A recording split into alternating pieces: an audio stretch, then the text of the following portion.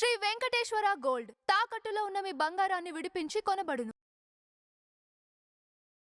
Hi bro, ఇప్పుడు తాజాగా తెలంగాణలో మార్వడి గో బ్యాక్ అనే నినాదం తీసుకొచ్చి గుజరాత్ నుంచి నార్త్ ఇండియా నుంచి ఎవరైతే వచ్చారో మార్వడీలందరినీ కూడా వాళ్ళ ప్రాంతాలకు వాళ్ళు వెళ్ళిపోవాలని చెప్పి ఇప్పుడు ఒక పెద్ద నినాదం తీసుకొస్తున్నారు.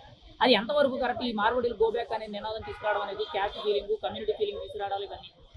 గ్రేటర్ హైదరాబాద్ అంటేనే అన్నా తమ్ముళ్ళు కలయిక నుంచి పుట్టింది ఈ హైదరాబాద్. ఎవరైనా కానీ ఆడు లేదు ఈడు లేదు, అడుక్కునేవాడి దగ్గర నుంచి పైనోడి దాకైనా విలువ అనేది ఉన్నదంతే గ్రేటర్ హైదరాబాద్లో.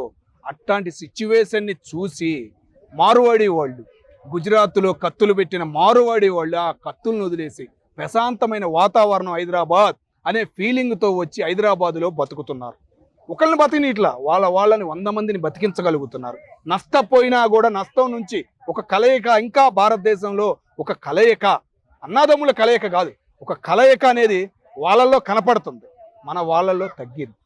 ప్లస్ అలాగే మన దళితుల మీద జరిగింది. ఒక్కడే చేసింది అది. మరి అతను ఎందుకు చేశాడో వాళ్ళు కూడా చర్యలు తీసుకుని ఉంటారు. మన వాళ్ళు కూడా చర్యలు తీసుకోవాలి. ఆ దళితుడు కుర్రాడి మీద జరిగిన అటాక్ చేసిన వాడి మీద చర్యలు తీసుకుంటే గవర్నమెంట్ మీద ప్లస్ పోలీస్ వ్యవస్థ మీద ఒక నమ్మకం అనేది ఉంటుంది హైదరాబాద్లో. అంతేగాని గో బ్యాక్ చాలా రాంగ్. గో బ్యాక్ అనే పదం చాలా రాంగ్. అది ఆ మాట అంటానికి నీకు హక్కు లేదయ్యా. ఎందుకంటావా? నువ్వు కలయిక వదిలేసావు, నీ తమ్ముడు నా పైకి ఎగుతున్నాడంటే నువ్వు బాధపడుతున్నావు తప్ప సంతోషపడి ఇంకొక 10 మందిని సాయం చేసేది విధానం నీలో చచ్చిపోయింది. బతికి ఉంది, 10 మందికి సాయం చేయాలి, 10 మందిని ముందుకు నడిపేయాలనే విధానం ఇంకా బతికి ఉంది భారతదేశం హిందూయిజంలో. అంటే ఒక్కటే వాళ్ళే మారువాడి వాళ్ళు. అట్లాగే ఇంకొకటి, నువ్వు తరిమేస్తున్నావు అంటున్నావు.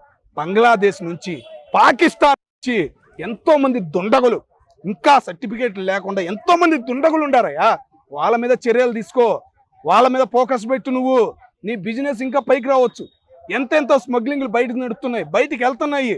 నీకు పావలాకు దొరికేది 100 రూపాయలకి దొరుకుతుందంటే వాళ్ళ మీద చర్యలు తీసుకోవాలని చెప్పేసి వ్యాపారం కానీ వీళ్ళందరూ పోరాటం చేయాలి. కానీ మారువాడి వాళ్ళ మీద పోరాటం చేయడం అనేది సమంజసం కాదు. ఇప్పుడు ముఖ్యంగా మార్వాడీలకి బీజేపీ పార్టీ తరఫున బండి సంజయ్ గారు కానీ రాజాసింగ్ గారు కానీ సపోర్ట్ చేస్తున్నారు.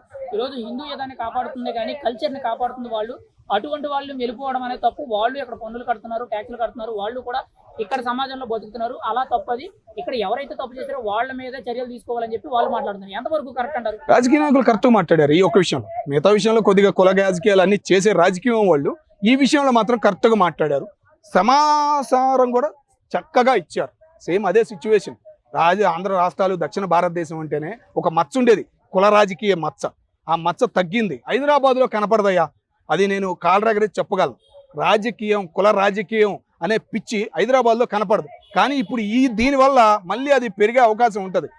బీజేపీ వాళ్ళు మాట్లాడాలి, ప్లస్ కాంగ్రెస్ పార్టీ వాళ్ళు కూడా పూర్తి సమాచారం తెలుసుకుని వాళ్ళ మీద చర్యలు తీసుకోవాలి తప్ప వాళ్ళ బంధుకు పిలుపునిచ్చారని బంధు చేస్తే గనక విలువ అనేది తగ్గింది. ఇప్పుడు ఒకవేళ మార్వాడీలందరూ కూడా ఇక్కడ హైదరాబాద్ నుంచి కానీ తెలంగాణ పరిసర ప్రాంతాలు, ఆంధ్రప్రదేశ్లో ఉన్న వాళ్ళందరూ కూడా వాళ్ళ ప్రాంతాల కంటే గుజరాత్, రాజస్థాన్, మహారాష్ట్ర వెళ్ళిపోతే ఒక రకంగా మార్కెట్స్ అన్ని కూడా పడిపోయే అవకాశం ఉందంటారా? చాలా అన్న.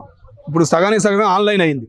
పెట్టిన చిన్న షాపులలో కూడా ఆన్లైన్ అవ్వటం వల్ల చాలా నష్టపోతున్నారు. ఇంకా వాళ్ళు వెళ్ళిపోయారంటే ఇంకా చాలా నష్టాలు మనకే కనపడతాయి, సామాన్యుడికి కనపడతాయి. వాళ్ళు ఉన్న భయంతో అయినా కానీ ఇక్కడ ఉన్న వాళ్ళు రేట్లు కంట్రోల్ అనేవి ఉండయి. లేకపోతే ఇంకా అబ్బో పావలాదాన్ని 30 చదువుతారు మా బాబాయ్లు. అంటే ఇక్కడున్న స్థానికులు ఏం చెప్తున్నారు అని అంటే, మనకి ఆపర్చునిటీస్ లేకుండా, మనల్ని ఎదగనకుండా వాళ్ళు ఎక్కడి నుంచి వచ్చి మన మీద పడి ఈ రోజు సంపాదించుకున్నారని చెప్పి మాట్లాడుతున్నారు. మీరేం చెప్తారు దానికి? చాలా రాంగ్ అన్నది. నువ్వు ఇప్పుడు నీకు 10 రూపాయలు వస్తున్నాయి, ఇంకో 9 రూపాయలు ఇచ్చి మీ తమ్ముడు చేత పెట్టి నువ్వు అదే బిజినెస్ చేయి. నువ్వు అట్లా చేయట్లేదు కదా. మీ తమ్ముడు ఏం చేస్తున్నావు? అమెరికా పంపిస్తున్నావు లేదా లండన్ పంపిస్తున్నావు. వాళ్ళు అట్లా చేయట్లా. అరే బాగుంది, ఈ నేల మీద బాగుంది, షాప్ పెట్టుకున్నాడు, బతకగలుగుడు అని అక్కడ వాడిని కూడా తీసుకొచ్చేసి ఇంకో 10 మందికి వాళ్ళు ఉపాధి కలిగిస్తున్నారు. వాళ్ళు ఇక్కడ ఉన్నా కానీ నీకే ట్యాక్స్ కడుతున్నారు కదా. బయటోడికి ఏమైనా కడుతున్నారా? గుజరాత్కి ఏమైనా కడుతున్నారా? నీకే ట్యాక్స్ కడుతున్నారు, నీ గవర్నమెంట్కే సాయం చేస్తున్నారు, నీతో కలయికగా ఉంటున్నారు, ముందుకు వెళ్తున్నారు. వాళ్ళని అంటాం చాలా రాంగ్ అన్న. ఒక మాటలో మార్వాడి గో బ్యాక్ అనే దాని గురించి మీరేం చెప్తారు? చాలా రాంగ్ అన్న. మన హైదరాబాద్ కల్చర్ అంటేనే కలయిక, కులమత భేదం లేకుండా ఉన్న కలయిక హైదరాబాదు.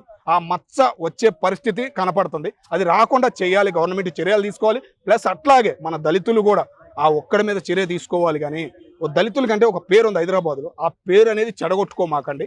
ప్లస్ మన కామిటీ వాళ్ళకి కానీ మన వ్యాపారస్తులకు కానీ బిజినెస్ మ్యానులకు కానీ బయట నుంచి చాలా మంది వస్తున్నారు. కలయిక అనేది ఉండాలి. ఆ కలయిక అనేది దీనివల్ల పోకూడదని నేను ఆశిస్తున్నాను.